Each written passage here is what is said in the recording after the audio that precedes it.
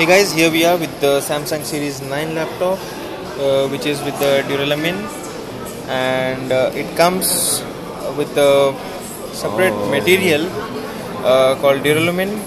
No. And here we are just going to boot up this device because it's based on SSD. So not official. I already tried that. I already did that, and they said yes. Mobile. So here it's booting up. It's Windows 7. Yes. Probably because, as you can see the logo, it's Windows 7. It's not Windows 8.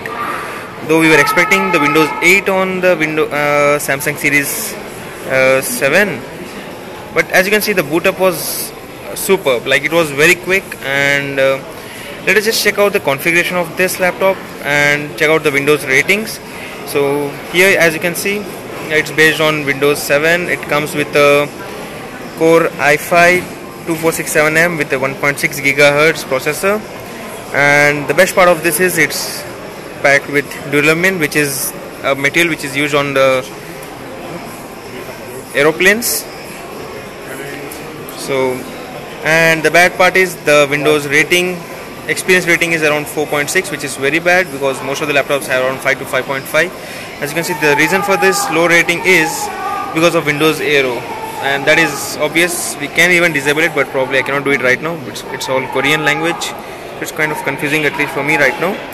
But apart from that, the laptop has a very good build on the back, on the front, and in the bottom. As you can see in another demo unit here, as it's being moving here.